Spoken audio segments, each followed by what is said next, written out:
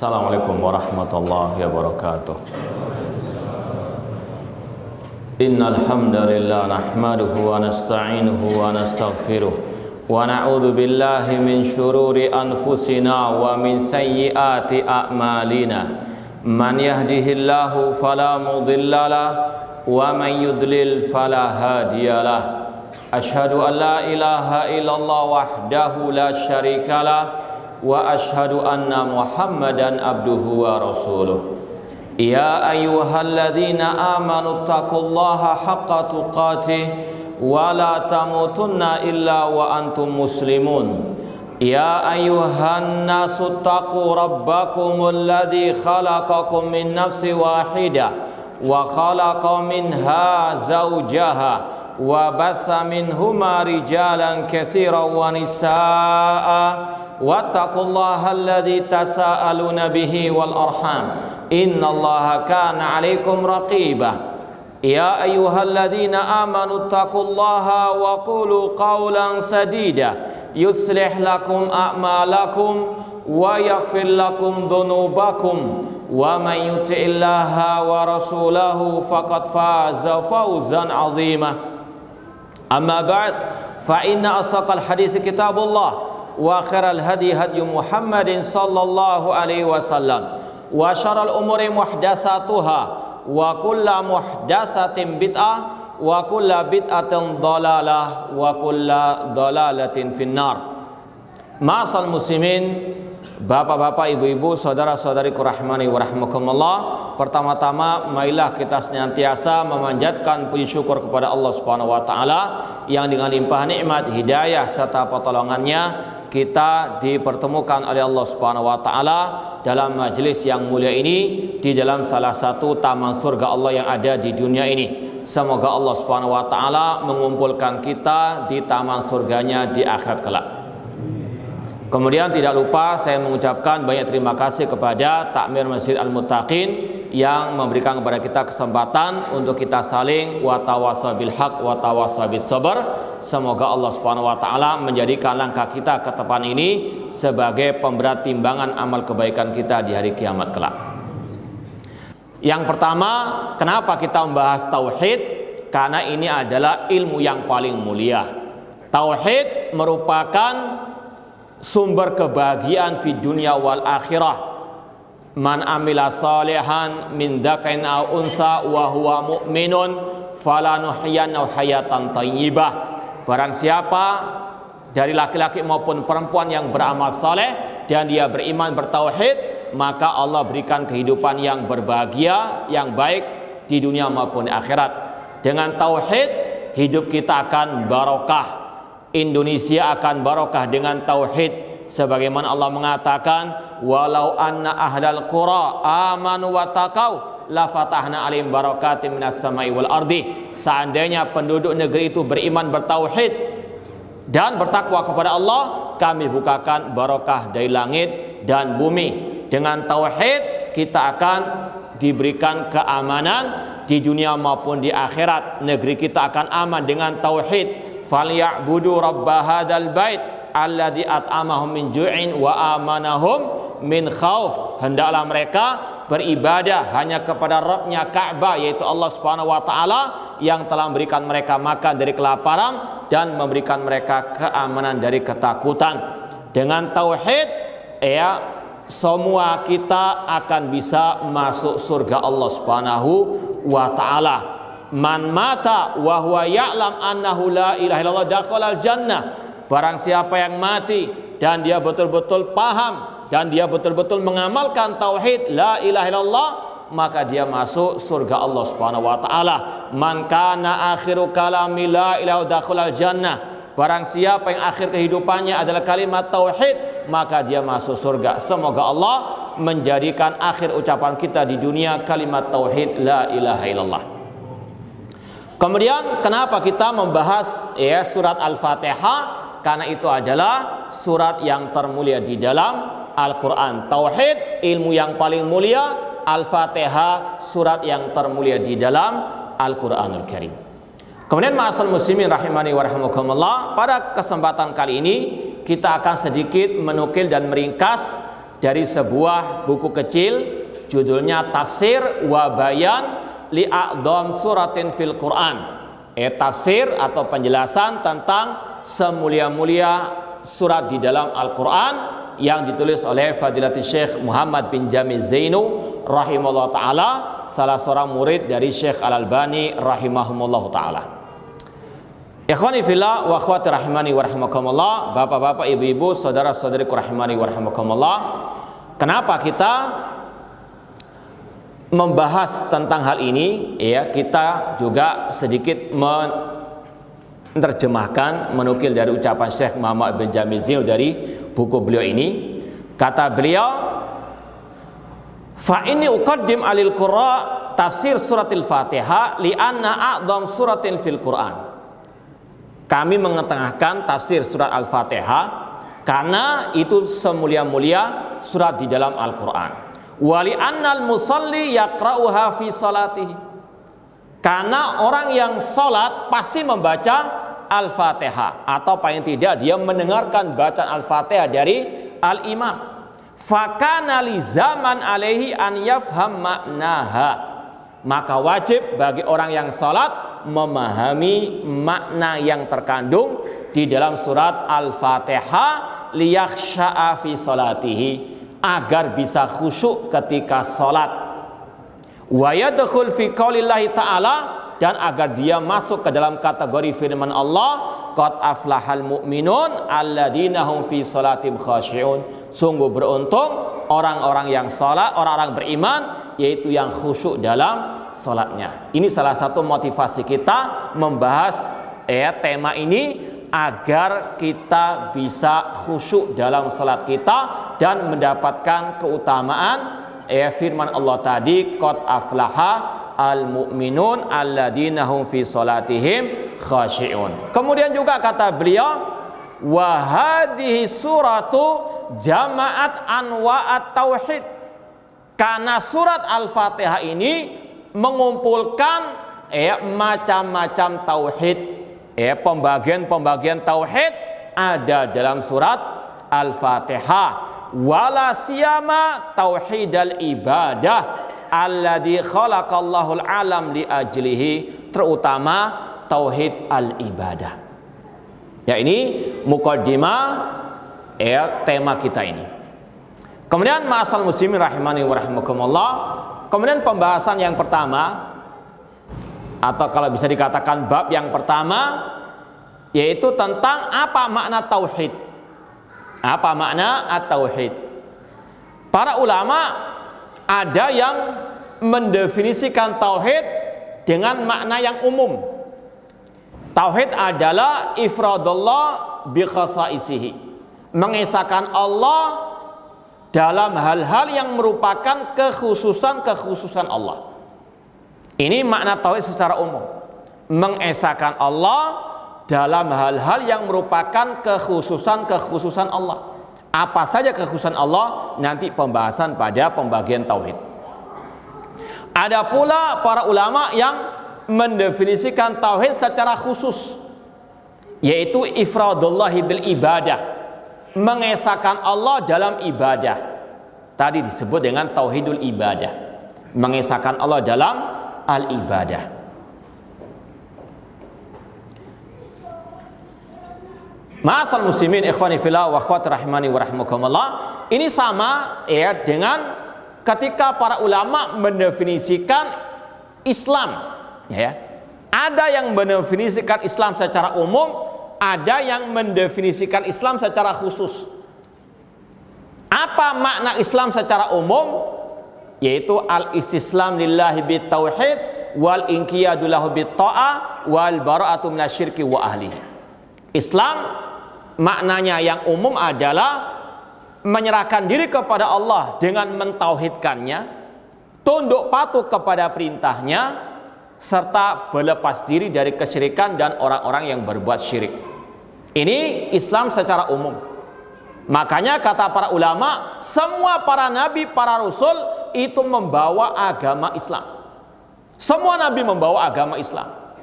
Contoh, Nabi Yakub dan putra-putranya, Allah mengatakan am kuntum syuhada id hadara yaqubal maut id qala li bani ma ta'buduna min ba'di qalu na'budu ilahaka wa ilaha abaika Ibrahim wa Ismaila wa Ishaqa ilahan wahida wa nahnu lahu muslimun. Tidakkah kalian menyaksikan bagaimana ketika sakaratul maut mendatangi Nabi Yakub alaihissalam, ketika beliau berkata kepada putra-putranya, apa yang kalian sembah sepeninggalku nanti? Semua putra-putranya mengatakan, na'budu ilahaka, kami akan menyembah sesembahanmu, sesembahnya Nabi Ibrahim, Ismail, Ishak, yaitu sesembahan yang satu, wa nahnu lahu muslimun. Semua anak-anak Nabi Yakub mengatakan, kami adalah orang Islam, muslimun. Semua agama para nabi, agama Islam. Makanya Nabi Muhammad Rasul SAW mengatakan dalam Sahih Bukhari, nahnu ma'asyiral anbiya dinuna wahidun. Kami para nabi, agama kami satu, yaitu tadi agama apa? Al-Islam, yaitu Islam yang bermakna apa? Umum. Apa Islam bermakna umum? Yaitu tadi menyerahkan diri kepada Allah dengan mentauhidkannya dan tunduk patuh kepada perintahnya serta berlepas diri dari kesyirikan dan yang berbuat kesyirikan. Adapun Islam yang bermakna khusus yaitu maja'a bihi Muhammadun sallallahu alaihi wasallam. Islam yang bermakna khusus adalah ajaran Nabi Muhammad sallallahu alaihi wasallam, baik dari sisi akidahnya atau ibadah. Akidah satu dengan para nabi yang lain, cuma syariat yang berbeda. Ini sekedar definisi Islam yang bermakna umum, bermakna khusus. Tadi sama dengan tauhid, ada yang bermakna umum, bermakna khusus, dan itu tidak saling bertentangan ataupun kontradiksi. Kemudian kita bahas yang kedua, poin yang kedua tentang taksimut tauhid, pembagian tauhid. Seperti yang telah dimaklumi, kita mengenal pembagian ilmu agama. Ada ilmu tauhid, ada ilmu fikih, ada ilmu tafsir, ada ilmu hadis. Ini pembagian yang tidak ada satupun yang mengingkarinya. Demikian pula kalau kita belajar bahasa Arab, bahwasanya kata dalam bahasa Arab terbagi menjadi tiga. Ada namanya kata kerja, ada kata benda, ada pula huruf. Ini pembagian yang sama sekali tidak ada seorang pun yang berakal yang mengingkarinya. Sekedar pembagian untuk memudahkan kita belajar ilmu agama. Sama dengan itu pembagian tauhid. Kata para ulama, pembagian tauhid ini sudah dimulai sejak zaman para ulama-ulama salaf terdahulu. Di antaranya Imam Abu Hanifah membagi tauhid menjadi tiga. Dalam kitab beliau Al-Fiqhul Absat, beliau mengatakan wallahu yud'a min a'la la min asfal. Li'annal asfal laisa min wasfir rububiyah walal uluhiyati fi syai'. Kita berdoa kepada Allah dan Allah ada di atas. Ini tauhid asma wa sifat, kata para ulama, tentang sifat ketinggian bagi Allah. Allah itu di atas arsy, di atas langit, di atas semua makhluknya. Ini yang pertama, tauhid namanya asma wa sifat. Kita berdoa kepada Allah dan Allah ada di atas. Karena sifat bawah, kata Imam Abu Hanifah, karena sifat bawah tidak layak bagi rububiyah dan uluhiyah Allah. Jadi di situ Imam Abu Hanifah sudah membagi tauhid menjadi berapa? Tiga. Tauhid asma wa sifat tadi yang pertama, kemudian tauhid rububiyah dan tauhid uluhiyah. Beliau meninggal dunia tahun 150 Hijriah. Beliau meninggal, Imam Syafi'i rahimahullah lahir. Dan Imam Syafi'i tidak mengingkari pembagian tauhid menjadi tiga tadi. Dan itu pun diteruskan oleh para ulama-ulama sepeninggal Imam Abu Hanifah. Di antaranya Imam Abu Ja'far At-Tahawi dalam Al-Aqidah Tahawiyah, di awal-awal Aqidah Tahawiyah, beliau mengatakan naqulu fi tauhidillahi mu'taqidina bi taufiqillah innallaha wahidun la syarikalah wala syai'a misluhu wala syai'a yujizu wala ilaha ghairuhu. Kata Imam At-Tahawi yang meninggal pada abad 4 Hijriah, beliau mengatakan inna naqulu, kita mengatakan tentang tauhidullah dan kita berkeyakinan seperti itu dengan taufik dari Allah. Yang pertama kata beliau, innallaha wahidun la syarikalah. Allah Maha Esa, tidak ada sekutu baginya. Kata Syekh Abdul Razak bin Abdul Muhsin Abbad dalam kitab beliau Al-Qaulus Sadid, di sini beliau membagi tauhid secara umum ada 3. Ini pertama. Yang kedua beliau mengatakan innallaha la syai'a misluhu. Tidak ada yang serupa dengan Allah. Ini tauhid asma wa sifat kata beliau. Kemudian wala syai'a yujizu, tidak ada sesuatu pun yang bisa mengalahkan Allah. Ini tauhid rububiyah. Wala ilaha ghairuhu, tidak ada sembahan yang hak kecuali Allah. Ini tauhid uluhiyah. Jadi kesimpulannya, sejak zaman salaf dahulu mereka sudah membagi tauhid menjadi 3. Tauhid rububiyah, uluhiyah, dan asma wa sifat. Apa tauhid rububiyah? Yaitu mengesahkan Allah dalam masalah penciptaan alam semesta, pengaturan alam semesta, dalam masalah kepemilikan alam semesta. Bahwasanya hanya Allah satu-satunya sang pencipta alam semesta, yang mengatur alam semesta, yang memiliki alam semesta ini. Ini namanya tauhid apa? Rububiyah, disandarkan kepada Rabb, Rabbil Alamin. Yang kedua tauhid uluhiyah, al-ilah, al-uluha.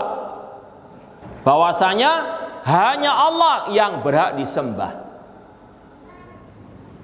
Kemudian yang ketiga tauhid asma wa sifat, yaitu mengesahkan Allah dalam nama-nama dan sifat-sifatnya. 3 inilah yang disebut tadi, mengesahkan Allah dalam hal-hal yang merupakan kekhususan Allah. Apa saja kekhususan Allah? Ya tadi rububiyah, uluhiyah, dan asma wa sifat. Ini pembagian tauhid menjadi 3. Ada sebagian ulama, diantaranya Al-Imam Ibnu Qayyim, mengatakan tauhid ada 2 dan ini tidak bertentangan. Nanti akan kita jelaskan. Imam Ibnu Qayyim membagi tauhid menjadi 2, tauhidu at-talab wal qasd. Tauhid at-talab yaitu meniatkan, menujukan, mempersembahkan ibadah hanya kepada Allah. Ini tauhid apa namanya? Uluhiyah. Yang kedua kata Imam Ibnu Qayyim, tauhidul ma'rifah wal isbat. Tauhid yaitu dengan mengenal Allah dan menetapkan. Apa maknanya? Ini masuk ke dalamnya tauhid rububiyah dan tauhid asma wa sifat, yaitu mengenal nama-nama Allah, menetapkan nama-nama dan sifat Allah, dan juga rububiyah Allah Subhanahu wa taala. Jadi antara yang bagi tauhid menjadi 3 dan menjadi 2 tidak ada apa? Pertentangan. Intinya tadi ada 3 tauhid sesuai dengan dalil ayat dan hadis Rasulullah SAW.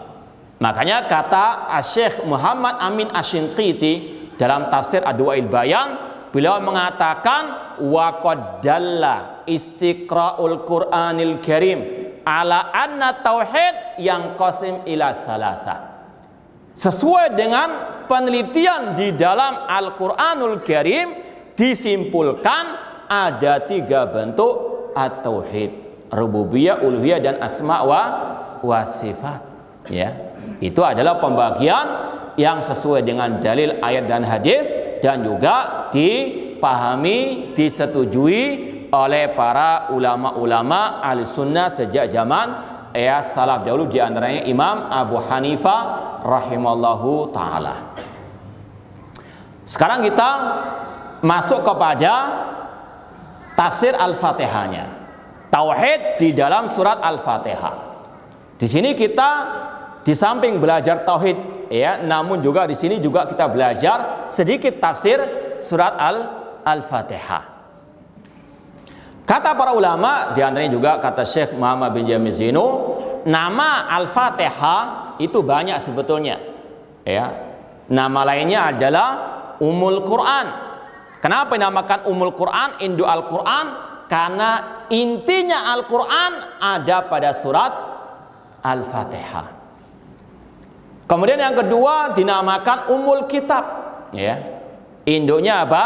Alkitab. Yang ketiga dinamakan Al-Fatihah atau Fatihatul Kitab, sesuai dengan sabda Rasul. Rasul mengatakan la salata liman lam yaqra bi Fatihatil Kitab. Tidak sah orang yang salat kalau dia tidak membaca surat Al-Fatihah. Ya, ini terutama bagi yang salat sendirian, yang tidak membaca Al-Fatihah, tidak sah salatnya karena membaca Al-Fatihah rukun salat. Tidak sah orang yang tidak melaksanakan rukun salat. Adapun yang ada imamnya, ya, maka pendapat yang rajih dari para ulama, ya, cukup dia mendengarkan bacaan imam. Bacaan imam sudah mewakili dirinya sebagai makmum. Intinya sekali lagi, banyak penamaan surat Al-Fatihah. Ummul Quran, Ummul Kitab, Fatihatul Kitab. Nama lainnya juga Sab'ul Mathani. Sab'ul Mathani artinya 7 ayat. Karena isi Al-Fatihah ada berapa? 7 ayat. Ada pula dikatakan Al-Fatihah itu Al-Quranul Azim. Nama lainnya Al-Quranul Azim. Ada pula namanya Ar-Ruqyah. Atadruna anna Ruqyah. Bahwasanya Al-Fatihah pernah dijadikan oleh seorang sahabat untuk meruqyah, mengobati seseorang yang sedang tersengat, entah kalajengking atau yang lainnya. Maka dinamakan dengan ruqyah dan yang lainnya. Kemudian banyak sebetulnya keutamaan surat Al-Fatihah, ya. Namun yang paling inti tadi sudah kita sampaikan, Al-Fatihah adalah a'dzam suratin fil Quran. Sebagaimana kata Rasul kepada seorang sahabat, la'u'allimannaka a'dzama suratin fil Quran. Aku akan mengajarimu surat yang termulia di dalam Al-Quran. Kemudian beliau mengajarkan surat Al-Fatihah kepada seorang sahabat tadi. Kemudian mulai dari ayat yang pertama. Di sini ada khilaf antara para ulama. Apakah Bismillahirrahmanirrahim itu bagian dari Al-Fatihah atau tidak? Ini perselisihan ijtihad antara para ulama, ya.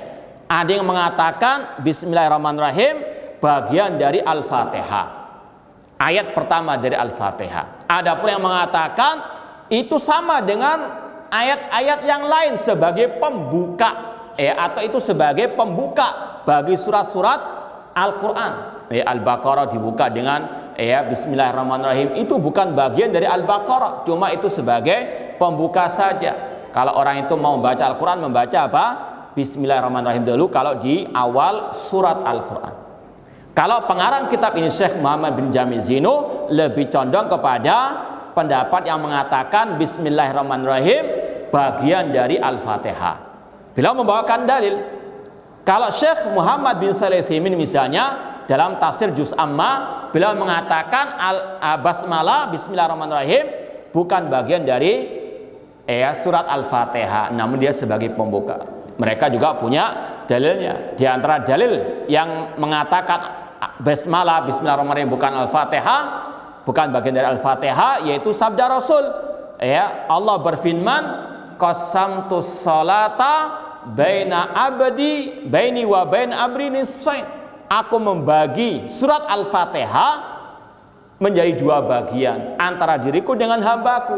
Kemudian Allah langsung mengatakan idza qala abdi, apabila hambaku mengatakan alhamdulillahi rabbil alamin. Di dalam hadis qudsi tadi Allah memulai Al-Fatihah dengan apa? Alhamdulillahirabbil alamin. Ini salah satu dalil yang mengatakan Bismillahirrahmanirrahim bukan bagian dari surat Al-Fatihah, namun dia sebagai pembuka saja. Makanya Rasul dan khulafa ar-rasyidin yang 4 ketika salat jahar mereka tidak menjaharkan Bismillahirrahmanirrahim.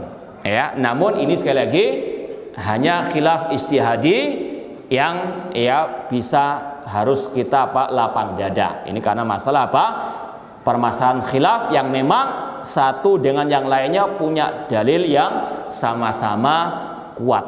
Ya. Namun terlepas dari itu semuanya tetap kita bahas tauhid di dalam al-basmalah tetap akan kita bahas. Sekarang disebutkan oleh Syekh Muhammad bin Jamil Zainu di sini membaca bismillah itu ada dua macam membaca bismillah saja dan membaca bismillahirrahmanirrahim secara lengkap. Harus kita bedakan. Kenapa? Karena dalil. Yang pertama, kita disunahkan membaca bismillahirrahmanirrahim secara lengkap itu hanya pada dua tempat, dua kondisi. Yang pertama ketika membaca awal surat, membaca lengkap bismillahirrahmanirrahim seperti dalam mushaf yang kita baca. Yang kedua ketika misalnya menulis surat sebagaimana Rasul dahulu, ataupun dalam suratnya Nabi Sulaiman alaihissalam, di situ lengkap bismillahirrahmanirrahim. Adapun zikir-zikir yang Rasul ajarkan tidak ada lengkap bismillahirrahmanirrahim. Yang ada cuma bismillah. Contoh, ketika keluar dari rumah, Rasul mengajarkan zikir bismillahi tawakkaltu 'ala Allah. Enggak ada bismillahirrahmanirrahim, cuma bismillah. Jadi harus dibedakan antara lengkap bismillahirrahmanirrahim dengan bismillah saja. Masuk masjid, apa zikirnya? Bismillah. Enggak bismillahirrahmanirrahim. Mau makan demikian, Rasul mengatakan sambillah, baca cuma bismillah saja. Mau wudu cuma bismillah saja. Ini disebutkan oleh beliau di sini. Jadi intinya perlu dibedakan antara zikir. Ini semuanya berdasarkan dalil tadi. Rasul membaca lengkap ketika mau baca surat Al-Quran di awal surat, namun zikir-zikir selain itu hanya dengan bismillah saja. Kemudian bismillah Allah, di situ ada 3 nama Allah. Ini sudah ada pembagian tauhid yang pertama tadi, tauhid asma wa sifat. Ada 3 nama Allah, Allah Ar-Rahman dan Ar-Rahim. Ini tauhid asma wa sifat. Makanya kata Imam Ibnu Qayyim rahimahullah dalam kitab beliau Madajus Salikin, beliau mengatakan Al-Quran kullu tauhid. Al-Quran isinya semua tentang tauhid. Kemudian beliau mengatakan alhamdulillah itu tauhid. Ar-Rahmanir Rahim itu tauhid, Malik Yaumiddin itu tauhid, semua isinya tentang tauhid. Maka kita bahas sedikit demi sedikit meskipun tidak terlalu terperinci. Bismillahirrahmanirrahim, ada tauhid asma wa sifat di situ, dengan Allah Ar-Rahman dan Ar-Rahim. Sekarang apa makna Allah itu sendiri? Kata Abdullah bin Abbas, seorang sahabat Rasulullah SAW radhiyallahu ta'ala anhuma, Abdullah bin Abbas mengatakan Allah itu artinya dzul uluhiyati wal ubudiyati ala khalqi jami'an. Allah itu artinya zat yang disembah, diibadahi oleh seluruh makhluknya. Itu tauhid apa? Al-uluhiyah. Jadi sudah ada 2 dalam bismillahirrahmanirrahim, tauhid asma wa sifat dan tauhid al-uluhiyah. Allah artinya sekali lagi dzul uluhiyah wal ubudiyah ala khalqihi jami'an. Dan Allah itu sendiri adalah indo dari semua al-asmaul husna. Banyak keistimewaan dari nama Allah itu sendiri. Kalau kita mau perinci sedikit, Allah itu nama dari al-asmaul husna yang paling banyak disebut di dalam Al-Quran. Kata Syekh Abdul Razak bin Abdul Muhsin Abbad dalam kitab beliau Fiqih Asmaul Husna, lebih dari 2000 kali disebutkan nama Allah di dalam Al-Quran. Silakan nanti diteliti lagi, Dicari ada kurang lebih 2000 kali Allah menyebut namanya itu di dalam Al-Quran. Yang kedua, nama Allah sering didahulukan ya dibanding daripada semua al-asmaul husna yang lain. Di antaranya dalam Al-Fatihah, Alhamdulillahirabbil alamin. Ya, bismillahirrahmanirrahim. Allah dulu ini didahulukan. Qul huwallahu ahad. Allah as-samad. Ya, sebelum al-ahad as-samad Allah dulu. Dalam akhir surat Al-Hasyr, wallahu alladzi la ilaha illa huwal malikul quddus, sebelum al-malik al-quddus Allah yang didahulukan. Dalam ayat kursi, Allahu la ilaha illa huwa al-hayyu al-qayyum. Itu kesemuanya yang kedua. Yang ketiga, kalau kita menyebut nama-nama Allah yang lain ketika berdoa, itu dalam bahasa Arabnya nggak pakai alif lam. Ya Rahman atau ya Ar-Rahman. Yang betul yang mana? Hah? Ya Ar-Razzaq atau ya Razzaq? Pakai alif lam enggak? Hah? Enggak pakai. Seperti dalam zikir ya pagi dan petang, ya Hayyu ya, enggak pakai alif. Tapi kalau Allah tetap pakai ya Allah atau Allahumma, tetap itu salah satu keistimewaan nama Allah tersebut. Ya, jadi banyak sekali keistimewaannya. Kemudian yang berikutnya Ar-Rahman Ar-Rahim. Ya, nama Allah yang lain. Kalau terjemahannya kurang lebih lah yang Maha Pengasih, yang Maha Penyayang. Tapi dalam pembahasan para ulama disebut ada perbedaan antara Ar-Rahman dengan Ar-Rahim. Ar-Rahman itu lebih umum. Allah menyayangi semua makhluknya, yang muslim maupun yang kafir. Buktinya Allah masih menghidupkan orang kafir. Allah masih memberi makan mereka. Allah masih memberikan kesehatan kepada mereka. Allah Maha Pengasih, Penyayang kepada semuanya. Ya. Namun nama Ar-Rahim hanya khusus bagi orang yang beriman. Makanya Allah mengatakan wa kana bil mu'minina rahima. Allah hanya rahim kepada orang yang beriman. Jadi kata-kata Ar-Rahim hanya khusus bagi orang yang beriman. Kalau masalah harta, masalah kedudukan, nggak ada bedanya orang muslim dengan orang kafir. Allah berikan semuanya, harta, kedudukan, semua Allah kasih. Itu kasih sayang Allah kepada manusia semuanya tanpa pandang agama mereka. Namun Allah mengistimewakan orang beriman bil mu'minina rahimah, dengan Allah berikan hidayah Islam kepada mereka, dan Allah berikan nikmat surga di akhirat kepada orang-orang yang beriman. Wa kana bil mu'minina rahimah. Jadi perbedaannya kalau Ar-Rahman itu lebih apa? Umum dibandingkan Ar-Rahim. Ada pula sebagai ulama yang lebih menambahkan lagi perbedaannya. Kalau Ar-Rahman itu sifat yang melekat pada Allah, sedangkan Ar-Rahim itu ketika Allah memberikan kasih sayangnya kepada makhluk-makhluknya. Cuma yang lebih terang tadi, Ar-Rahman lebih umum dibandingkan apa? Ar-Rahim. Kemudian kata para ulama dibahas juga, Allah dan Ar-Rahman itu dua nama yang hanya khusus bagi Allah.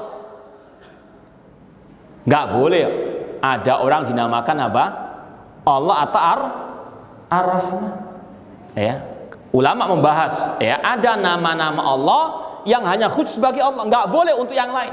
Di antaranya nama Allah itu sendiri, nama Ar-Rahman, Ar-Razzaq, Al-Khaliq. Adapun Rahim itu Allah menamakan nabinya Muhammad SAW dengan Rahim meskipun tanpa alif lam. Qad ja'akum rasulun min anfusikum azizun alaihi ma'anitum harisun alaikum bil mu'minina raufun rahim. Nabi Muhammad itu dengan orang yang beriman raufun rahim. Allah menamakan Nabi Muhammad dengan apa? Rahim. Ya, di situ rahim boleh untuk selain Allah Subhanahu wa taala. Ya, kita pindah kepada ayat berikutnya. Alhamdulillahi rabbil alamin. Alhamdu ini pujian yang khusus hanya untuk Allah. Kalau terjemahannya sama, memuji Allah. segala puji bagi Allah.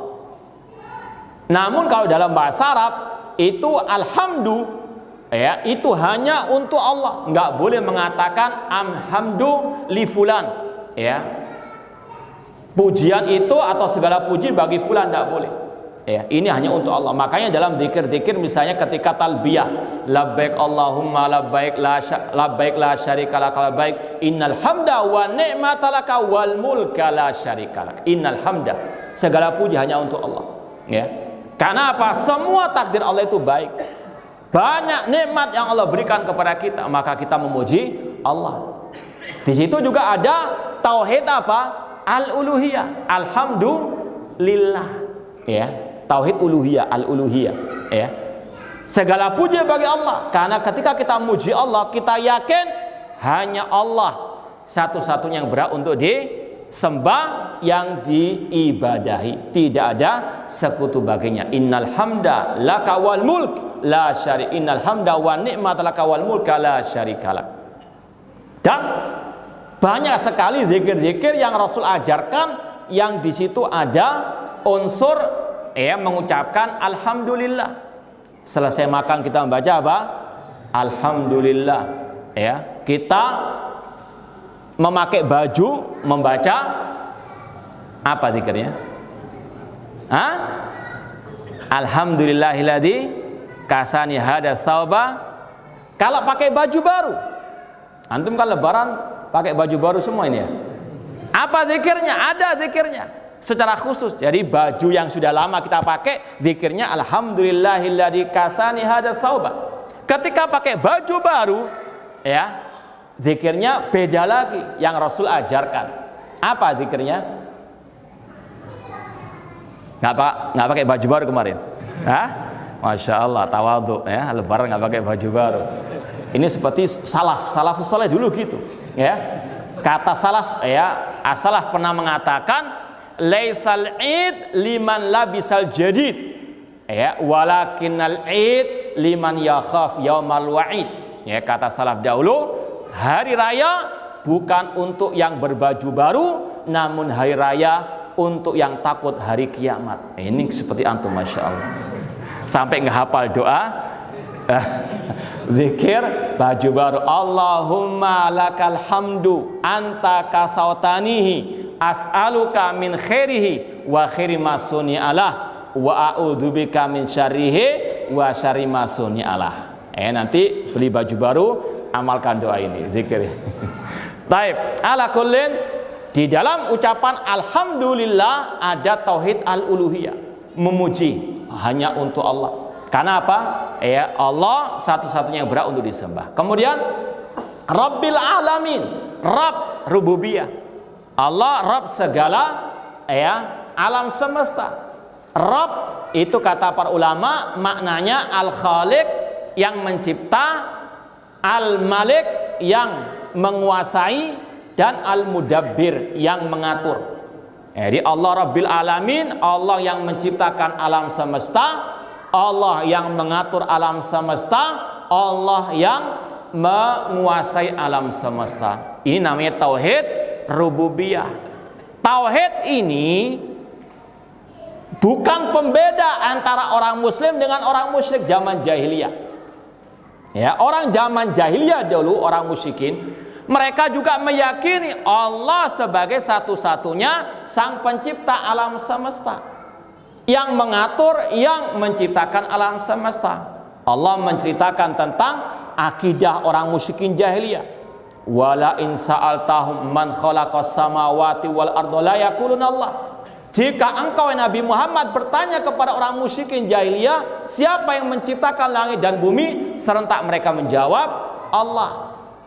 Qul man yarzuqukum minas sama'i wal ardi amma yamliku sam'a wal absar wa ma yukhrijul hayya minal mayyit wa yukhrijul mayyita minal hayyi wa man yudabbirul amra fasayaqulun Allah. Katakan wahai Nabi Muhammad kepada orang musyrikin jahiliyah, siapa yang memberikan rezeki kepada kalian dari langit maupun dari bumi, yang menciptakan pendengaran dan penglihatan, yang mengeluarkan yang hidup dari yang mati, mengeluarkan yang mati dari yang hidup. Serentak mereka menjawab fasayaqulun Allah.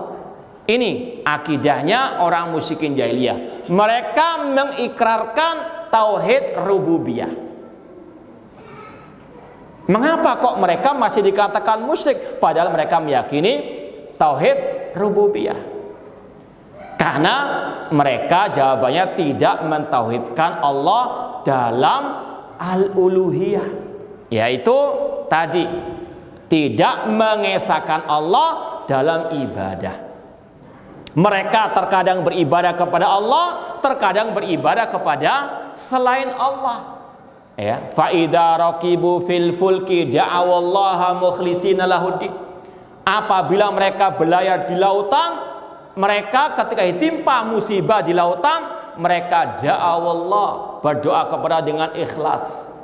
Ya, mentauhidkan Allah dalam keadaan susah. Namun ketika senang, orang musyrikin jahiliyah falamma najjahum ilal barri idahum yusyrikun. Ketika selamatkan di daratan, mereka berbuat kesyirikan. Ya, makanya bedanya orang muslim dengan orang musyrikin, kalau orang muslim dalam kondisi apapun selalu mentauhidkan Allah dalam al-uluhiyah. Dan dari sini pula kata para ulama, tidak benar kalau kita mengartikan la ilaha illallah dengan tidak ada Tuhan atau pencipta selain Allah. Karena apa? Karena orang musyrikin juga meyakini seperti itu, dan itu tidak memasukkan mereka ke dalam Islam. Yang benar la ilaha illallah itu artinya la ma'buda bihaqqin illallah. Tidak ada yang berhak disembah dengan benar kecuali Allah, dan itu yang dipahami oleh para nabi, para rasul. Walaqad ba'asna fi kulli ummat rasulan an ibudullah wastanibut taghut. Dan sungguh kami telah mengutus kepada setiap umat seorang rasul yang dakwanya, seruannya sembahlah Allah, tinggalkan sesembahan selain Allah. Dzalika bi annallaha huwal haq wa anna ma yad'una min dunil batil. Yang demikian itu Allah satu-satunya sesembahan yang hak, selain Allah sesembahan yang batil. Ini alhamdulillahirabbil alamin. Ada berapa tauhid di situ? Ada berapa tauhid? Ada 3. Allah tauhid apa?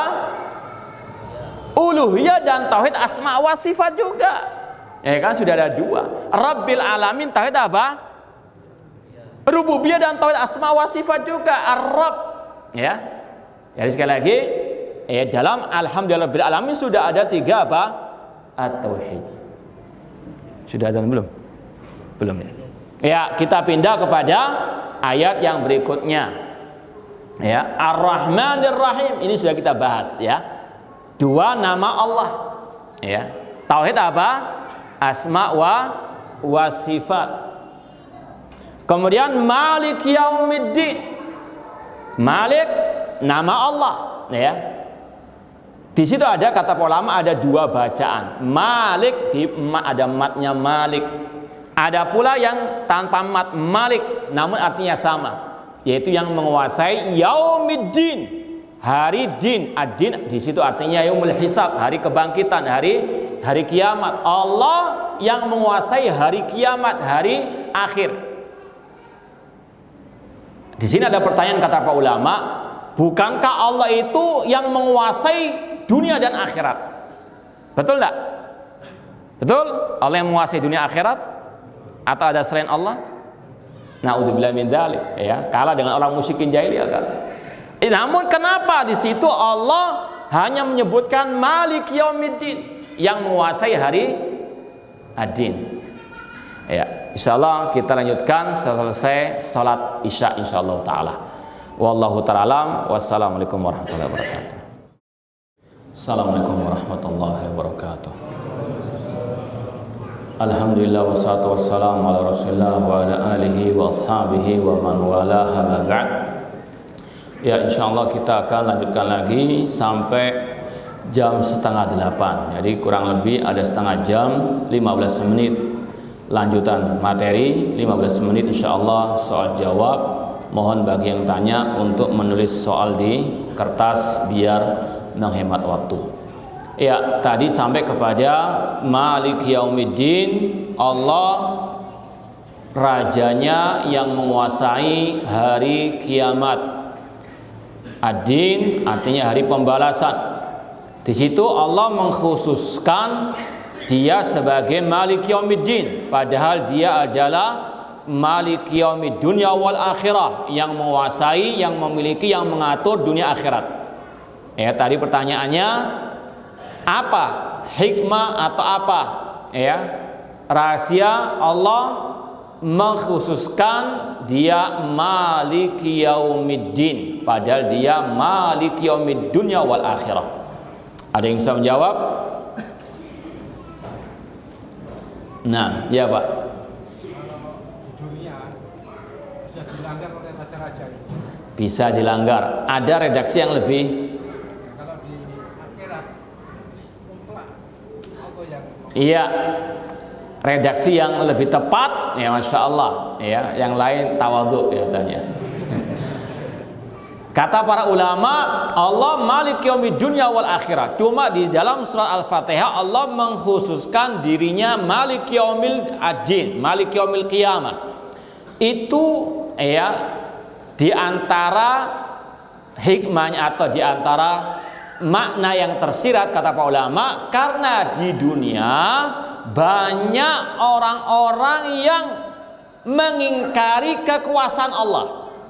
Banyak manusia yang tidak mengimani Allah ya rajanya yang menguasai dunia. Seperti Fir'aun, dia mengatakan ana rabbukumul a'la.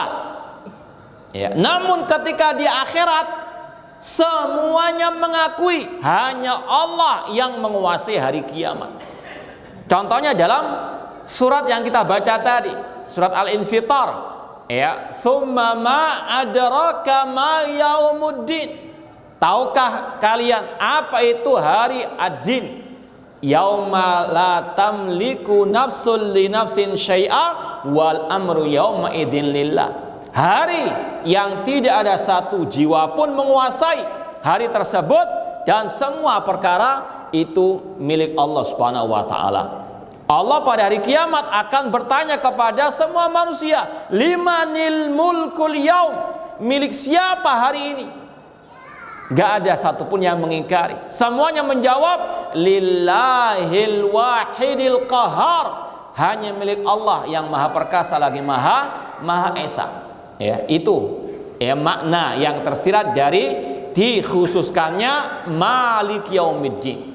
Karena sekali lagi di dunia masih banyak orang-orang yang mengingkari kekuasaan Allah, ya, kekuasaan dan kerajaan Allah. Namun ketika di hari kiamat semua meyakini lillahil wahidil qahar, hanya milik Allah ya hari kiamat tersebut. Paham ya? Paham nggak? Coba diulangi lagi. Kenapa dikhususkan Allah Malik Yaumiddin? Nah, tawaduk lagi. Iya, hamba. Dunia banyak yang mengingkari kekuasaan Allah, namun di hari akhirat semua manusia mengakui kekuasaan Allah. Iya, di hari kiamat semuanya menyatakan lillahil wahidi al-qahar. Nah, kita lanjutkan pada ayat yang pertengahan dari surat Al-Fatihah. Iyyaka na'budu wa iyyaka nasta'in. Dan ini kata para ulama, intinya Al-Quran pada iyyaka na'budu wa iyyaka nasta'in. Makanya Imam Ibnu Qayyim rahimahullah menulis kitab 3 jilid, ya, itu tentang iyyaka na'budu wa iyyaka nasta'in, Madarijus Salikin baina iyyaka na'budu wa iyyaka nasta'in. Kata Imam Ibnu Qayyim rahimahullah, sirrul khalqi wa al-kutub wasyara'i wal iqab wathawab intaha ila hatainil kalimatain. Kata beliau, inti penciptaan atau hikmah penciptaan, rahasia penciptaan makhluk, inti daripada diturunkannya kitab Allah dan syariat-syariat Allah, rahasia dibalik ancaman dan siksa ataupun pahala yang Allah berikan, itu ada pada dua kata-kata tadi, iyyaka na'budu wa iyyaka nasta'in. Kemudian beliau mengatakan wa alaihima madarul ubudiyati wa tauhid. Pada dua kalimat itulah porosnya al-ubudiyah, ibadah, dan tauhid, ya. Hatta kila, kemudian Muqayyim mengatakan sampai ada ungkapan innallaha anzala mi'ata kutubin wa arba'ah. Ada yang mengatakan Allah menurunkan 104 kitab, ya. Wa khulasatuha fi al-Qur'an, ya, wa fil Fatihah wa fi hatainil ayatain, atau wa fi hadhil al-ayah, atau kama qala rahimallah. Dan kata beliau, inti dari 104 ayat kitab Allah ada pada Al-Quran, dan intinya ada pada Al-Fatihah, dan intinya Al-Fatihah ada pada iyyaka na'budu wa iyyaka nasta'in. Makanya tadi kita katakan surat Al-Fatihah ada 7 ayat, pertengahannya iyyaka na'budu wa iyyaka nasta'in. Jadi ini intinya Al-Quran, yaitu at-tauhid. Al-Quran kulluhu tauhid. Iyyaka na'budu wa iyyaka nasta'in. Kata para ulama, di situ dalam segi bahasa Arab atau sastra Arab ada takdimu al-maf'ul 'alal fa'il wal fi'li. Di situ didahulukan objek daripada kata kerjanya dan daripada subjeknya. Kalau secara asal na'buduka, namun di dalam ayat ini iyyaka didahulukan, hanya kepada engkau lah ya Allah. Ini tufidul hasr, ini menunjukkan hanya Allah satu-satunya sesembahan yang hak, ya. Iyyaka itu bentuk batasan, hanya Allah yang berhak disembah. Iyyaka na'budu, ya. Dan inilah tauhid, yaitu tauhid apa? Al-uluhiyah. Inilah inti daripada diutusnya para nabi, para rasul, agar manusia beribadah kepada Allah semata. Qul inna sholati wa nusuki wa mahyaya wa mamati lillahi rabbil alamin. Kemudian kenapa kok didahulukan iyyaka na'budu daripada iyyaka nasta'in? Kata para ulama di antara Ibnu Qayyim, karena ibadah inti segala-galanya, sedangkan isti'anah itu wasilah untuk kita bisa beribadah kepada Allah. Hanya kepada engkau lah ya Allah kami beribadah, dan hanya kepada engkau lah ya Allah kami mohon pertolongan. Kita bisa beribadah kepada Allah dengan pertolongan dari Allah. Ibadah intinya, isti'anah minta pertolongan itu wasilah, ya, karena harus kita yakini kita ini la haula wala quwata illa billah. Makanya ketika kita mendengar muadzin mengatakan hayyalas shalah, kita mengatakan apa? La haula wala quwata illa billah, ikrar, ya, pengakuan kita ini tidak punya daya dan kekuatan kecuali dengan pertolongan Allah. Kita bisa datang ke masjid ini hanya dengan pertolongan Allah. Kita la haula wala quwata illa billah. Ya ayyuhan nasu antumul fuqara ilallah. Wahai manusia, kalian adalah orang yang fakir kepada Allah. Kita pula diajarkan Rasul zikir, Allahumma a'inni ala dzikrika wa syukrika wa husni ibadatik. Makanya digandengkan antara iyyaka na'budu wa iyyaka nasta'in, karena enggak mungkin kita bisa beribadah kepada Allah tanpa pertolongan dari Allah. Kemudian para ulama membahas minta tolong hanya kepada Allah. Ini secara asal demikian. Dalam segala hal minta tolong kepada Allah. Rasul mengatakan, ihris ala ma yanfauka wasta'in billah. Bersemangatlah dalam menggapai yang bermanfaat dalam urusan dunia maupun akhirat, dan minta tolong kepada Allah. Ini kewajiban kita di dunia. Berusaha semaksimal mungkin, sebaik mungkin dalam urusan dunia maupun akhirat, dan minta tolong kepada Allah. Dalam hal apapun, sekecil apapun, minta tolong kepada Allah. Wa tawakkal 'alal hayyil ladzi la yamut. Bertawakallah, bergantunglah kepada Allah yang maha hidup lagi tidak akan pernah mati. Allahus samad. Minta tolong selalu kepada Allah. Namun sekarang masalahnya, bolehkah kita minta tolong kepada makhluk? Ini ada perincian, ya. Kalau dalam hal-hal yang memang makhluk tidak bisa menolong kita, dia tidak bisa untuk menguasai hal tersebut, maka hukumnya syirik minta tolong kepada mereka. Misalnya minta tolong kepada wali yang telah mati untuk menyembuhkan penyakit kita, atau memberikan rezeki kepada kita, atau menghilangkan musibah dari kita. Ini syirik kepada Allah. Karena apa? Mereka tidak mungkin bisa memberikan rezeki, mereka nggak mungkin bisa menghilangkan musibah, karena Allah mengatakan sebagaimana kata Nabi Ibrahim, fa idza maritu fahuwa yashfin. Apabila aku sakit, hanya Allah yang menyembuhkan. Allahumma anta syafi la syifa illa syifauka. Ya Allah, engkau yang menyembuhkan, tidak ada yang bisa menyembuhkan kecuali dirimu. Yang meminta kesembuhan kepada selain Allah itu minta dalam arti yang haram, yang syirik kepada Allah. Menghilangkan musibah hanya Allah yang bisa.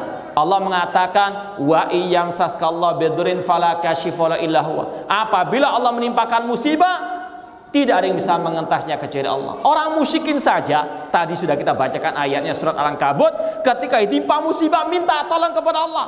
Kok ada orang muslim ketika ditimpa musibah minta tolong kepada wali-wali yang telah mati, atau kepada siapalah, atau kepada Nyi Roro Kidul, naudzubillah min dzalik. Ini lebih parah kesyirikannya dibanding orang musyrikin jahiliyah.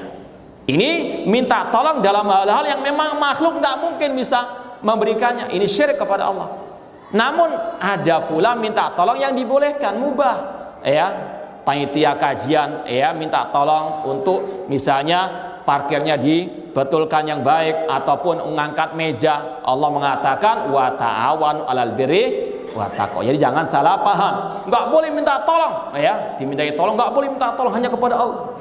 Nah, ini salah paham, ini gagal paham. Jadi ada perinciannya, minta tolong yang syirik, ada yang boleh, Ada pula yang haram, meskipun nggak sampai syirik, minta tolong diberikan minuman keras misalnya, haram minta tolong seperti itu. Jadi iyyaka na'budu wa iyyaka nasta'in, segala sesuatu yang kita butuhkan minta tolong kepada Allah, karena ini adalah inti daripada at-tauhid tersebut. Kemudian yang terakhir, ihdinas siratal mustaqim. Ini adalah tauhid dari sisi mana? Yaitu tadi kita minta tolong kepada apa? Allah. Minta tolong berikan jalan yang lurus, untuk kita dibimbing oleh Allah, diberikan hidayah, as-siratal mustaqim. Apa itu as-siratal mustaqim? Allah tafsirkan dengan ayat berikutnya, siratal ladzina an'amta 'alaihim ghairil maghdubi 'alaihim waladdallin. Di sini ada istilah, di sini juga disebutkan dalam buku ini, tafsir ala ahli sunnah. Bagaimana mentafsirkan Al-Quran menurut ahli sunnah? Ada beberapa metode tafsir ayat dengan ayat. Contohnya Al-Fatihah di sini, ihdinas siratal mustaqim, ya Allah tunjukkanlah kami ke jalan yang lurus. Di situ ada dua tauhid. Yang pertama tauhid rububiyah, kita minta kepada Allah karena Allah yang menguasai alam semesta. Ini namanya tauhid rububiyah. Allah yang menguasai alam semesta, Allah yang mentakdirkan segalanya. Ini tauhid rububiyah. Di sisi yang lain, kita ketika minta tolong kepada Allah, ini tauhid apa? Uluhiyah. Ihdinas siratal mustaqim mencakup dua tauhid, rububiyah dan uluhiyah. Ihdinas siratal mustaqim. Apa itu siratal mustaqim? Jalan yang lurus. Allah tafsirkan. Ini tafsir ayat dengan apa? Ayat. Siratal ladzina an'amta 'alaihim, yaitu jalan orang-orang yang telah Allah beri nikmat atas mereka. Siapa mereka? Allah tafsirkan lagi pada ayat yang lain, surat An-Nisa ayat 69. Allah mengatakan wa may yuti'illaha wa rasulah faulaika ma'alladzina an'ama Allah 'alaihim minan nabiyyin wasiddiqin wasyuhada'i wasalihin wa hasuna ulaika rafiqa. Barang siapa mentaati Allah dan Rasul, maka mereka bersama orang-orang yang telah Allah beri nikmat atas mereka dari kalangan para nabi, para siddiqin, syuhada dan salihin. Dan inti dari itu semuanya siratal mustaqim, kata Ibnu Qayyim, jalannya para sahabat Rasul sallallahu alaihi wasallam, jalannya Rasul dan para sahabat as-siddiqin. Siapa yang pertama kali dari siddiqin? Abu Bakar as-Siddiq. Siapa yang syuhada pertama kali dari kaum muslimin? Umar bin Khattab dan Ali bin Abi Thalib, Utsman bin Affan, mereka para syuhada. Hamzah bin Abdul Muthalib, Sayyidus syuhada. para sahabat Rasulullah SAW, dan orang-orang yang soleh para sahabat Rasulullah SAW. Jadi kalau kita mengatakan ya Allah tunjukkanlah kami ke jalan yang lurus, itulah jalannya Rasul, jalannya para sahabat Rasulullah SAW. Tidak ada siratal mustaqim selain jalannya Rasul, para sahabat Rasulullah SAW. Makanya Rasul mengatakan alaikum bisunnati wa sunnatil khulafa ar-rasyidin mahdiyyin. Itulah jalannya orang-orang yang bertauhid. Kemudian Allah akhiri dengan ghairil maghdubi alaihim waladdallin, bukan jalan orang-orang yang engkau murkai. Kata Rasul al-maghdub alaihim orang Yahudi. Kemudian ad-dallin kata Rasul adalah jalannya orang Nasara. Mereka ini adalah orang-orang yang menyelisih tauhid. Orang Yahudi menyembah Uzair, orang Nasara menyembah Isa. Ini adalah apa? Permintaan orang beriman agar dijauhkan dari jalan-jalan yang menyimpang dari at-tauhid. Ya, semoga apa yang kita sampaikan bermanfaat, dan semoga Allah menghidupkan dan mewafatkan kita di atas tauhid. Dan amin juga merupakan akhir dari penutup surat Al-Fatihah. Itu juga doa, itu juga tauhid, ya. Itu apa artinya? Allahumma stajib, ya Allah kabulkanlah permintaan kami, ihdinas siratal mustaqim. Itu doa. Kita mengatakan amin itu artinya Allahumma stajib, ya Allah kabulkanlah permintaan kami. Itu tauhid, ya. Ad-du'a huwal ibadah.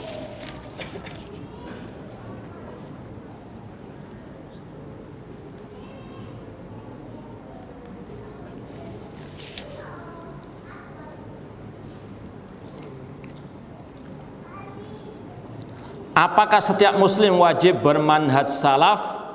Iya, dalam artian wajib mengikuti Rasul dan para sahabat. Manhaj salaf itu artinya metode dalam beragama sesuai yang diajarkan Rasul dan para sahabat. Dan itu yang setiap hari, setiap salat kita minta tadi, ihdinas siratal mustaqim.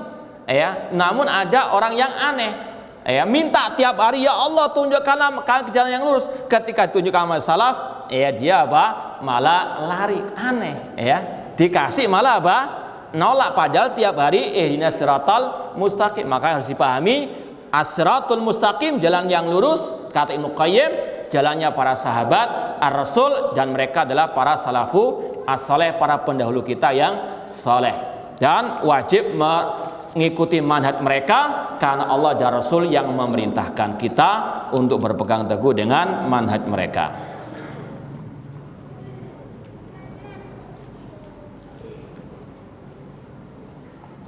Seorang wanita memiliki hutang puasa beberapa hari. Ketika di luar Ramadan sempat diqadha sebagian saja karena diketahui sedang hamil, sehingga tidak bisa melanjutkan puasanya. Bagaimana solusi mengganti sisa puasanya? Membayar fidyah. Makanya pendapat yang rajih, yang kuat dari pendapat para ulama, wanita yang hamil atau yang menyusui ketika Ramadan, ketika dia tidak berpuasa cukup membayar fidyah, 1 hari 1 mud, bahan makanan pokok yang mentah, atau 1 porsi makanan yang sudah matang diberikan kepada seorang fakir miskin. Apakah dengan tidak meyakini Allah berada di atas arsy cukup membuat amalan orang itu tidak diterima? Kalau orang itu menolak Allah di atas arsy, sudah ditegakkan hujjah, sudah disampaikan dalil-dalil dan sebagainya, namun menolak, mengingkari Allah ada di atas arsy, sebagaimana kata Imam Abu Hanifah, man qala ana la arif annahu fil arsy atau al arsy faqad kafara. Ini ucapan Imam Abu Hanifah, barang siapa mengatakan aku tidak tahu, dalam artian mengingkari Allah di atas arsy, maka orang itu bisa kafir, kata Imam Abu Hanifah rahimahullah ta'ala. Karena sekali lagi masalah akidah ini pondasi agama. Kalau sudah pondasi rusak, robohlah agama orang tersebut. Naudzubillah min dzalik. Maka ini pentingnya tauhid, pentingnya belajar akidah sesuai dengan pemahaman para salafus saleh. Mengapa Allah sering menyebut dirinya di dalam Al-Quran dengan kata kami? Kalau dikatakan sering, maksudnya kadang Allah menyebut dirinya dengan inna nahnu nazzalna dzikra. Dan ini secara asal dalam semua bahasa manusia, ya. Nggak tahu kalau bahasa jin ya. Kalau bahasa manusia, kata-kata kami nggak harus menunjukkan apa? Banyak. Saya misalnya di sini ketika mengatakan kami pada malam hari ini akan membahas tauhid dalam surat Al-Fatihah. Betul enggak? Saya mengatakan kami. Betul atau salah? Ini dalam semua bahasa insya Allah tidak ada masalah. Namun nggak tahu bahasa jin, jadi nggak ada masalah. Allah mengatakan inna nahnu nazzalna dzikra, di antara hikmahnya litakzim, ya, untuk mengagungkan dirinya, ya. Itu dalam bahasa Arab litakzim. Ketika Allah menggunakan kata ganti nahnu, kami, itu menunjukkan litakzim, ya, mengagungkan dirinya.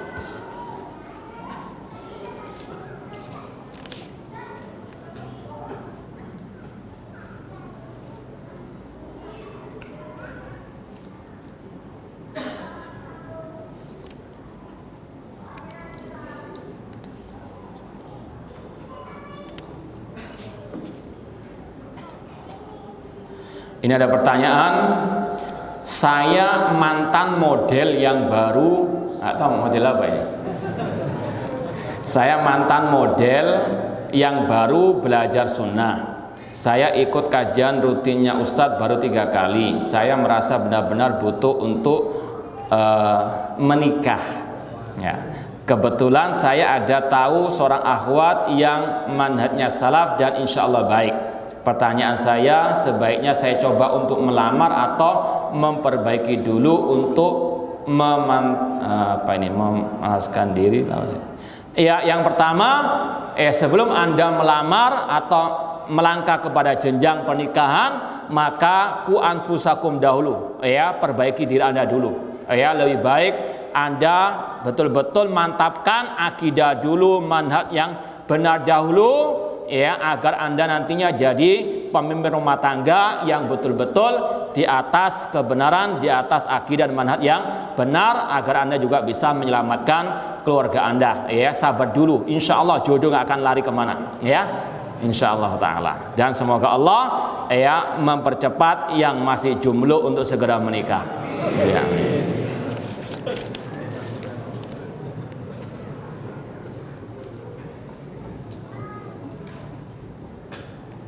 Apa manfaat bagi yang sholat dengan khusyuk? Manfaatnya tadi, Allah mengatakan dia termasuk orang yang apa? Beruntung. Qad aflahal mu'minun alladzina hum fi sholatihim khashi'un. Apa antum nggak mau mendapatkan keutamaan dari Allah? Apakah antum nggak mau mendapatkan pujian dari Allah? Ini keutamaan yang luar biasa. Kerugiannya apa? Ya, sangat rugi kalau orang nggak mendapatkan apa? Pahala dan pujian dari Allah Subhanahu wa ta'ala. Ini agak aneh pertanyaannya. Namun tetap dijawab aja, nggak apa. Dan juga dari sisi, ya, kejiwaan orang yang ketika dia sholat dengan khusyuk, dia betul-betul menikmati sholatnya, ya. Namun ada orang yang sholat rasanya hampa, nggak ada artinya sholat itu, selesai pulang, kadang apa nggak membekas, ya, nggak nikmat sholat tersebut ketika dia apa nggak khusyuk ketika sholat. Makanya Rasul sering pernah mengatakan, ya Bilal arihna bis sholat, wahai Bilal, tegakkanlah sholat agar kita ini betul-betul bisa tentram, ya. Kalau orang itu khusyuk sholatnya, hatinya tentram, tenang, bahagia. Namun kalau nggak bisa khusyuk, ya, hatinya hampa, hatinya nggak bisa apa? Tenang, nggak mungkin bisa bahagia dengan salatnya. Makanya salah satu cara khusyuk dengan salat yaitu dengan memahami apa yang kita baca, baik dari ayat Al-Quran ataupun dari zikir-zikir yang diajarkan Rasulullah Shallallahu Alaihi Wasallam. Ketika salat imam membaca Al-Fatihah, bolehkah seorang makmum menerjemahkan bacaan Al-Fatihah imam tadi dalam hati? Ya, cukup dipahami saja maknanya tanpa apa? Ya, terjemahan yang nanti akan bisa mengeluarkan dia dari salatnya tersebut.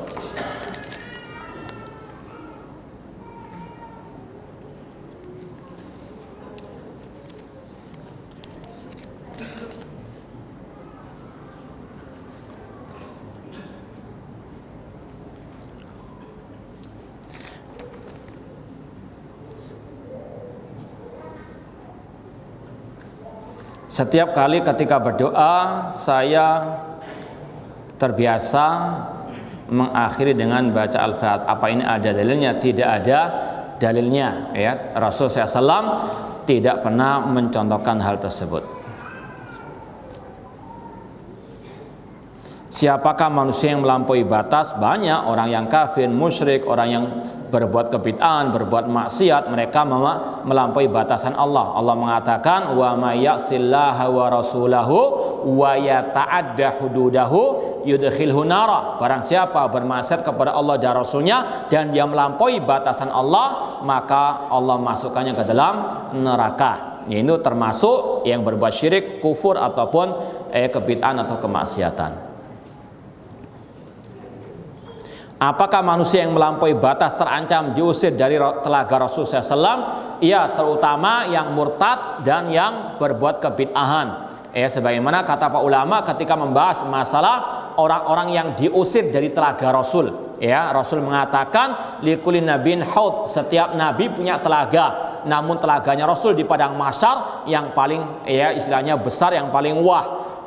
Man syariba minhu lam yadma abada. Barang siapa yang minum darinya tidak akan dahaga selama-lamanya. Semoga Allah masukkan kita ke dalam orang-orang yang bisa meminum dari telaga Rasul SAW. Namun ada yang yukhtalaju minhum, ada yang diusir dari telaga tersebut. Rasul berkata, "Ya Allah, ummati umat, ya Allah mereka adalah umatku." Kata Allah, "Innaka la tadri ma ahdatsu ba'dak." Engkau Nabi Muhammad tidak tahu apa yang mereka ada-adakan sepeninggalmu. Di situ kata-kata ahdatsu ba'daka ada dua penafsiran ulama, yaitu yang murtad dari Islam atau yang berbuat bid'ah. Man ahdatsa fi amrina hadza ma laysa min fa huwa raddun. Makanya kata Syekh Muhammad bin Shalih Al-Utsaimin dalam tafsir surat Al-Kautsar, man kana waridan ala sunnatihi fid dunya kana waridan ala haudhihi yaumal qiyamah. Barang siapa yang berpegang teguh dengan sunnahnya Rasul di dunia, maka dia akan bisa mendatangi telaga Rasul di hari kiamat. Namun sebaliknya, yang berpaling dari sunnahnya Rasul di dunia, maka dia akan diusir dari telaga Rasul pada hari kiamat kelak. Wallahu ta'ala alam. Ini yang mungkin bisa kita sampaikan, kurang lebihnya mohon maaf. Wa jazakumullahu khairan katsiran atas perhatiannya. Aku qouli hada wa akhiru da'wana anil hamdulillahirabbil alamin. Wassalamualaikum warahmatullahi wabarakatuh.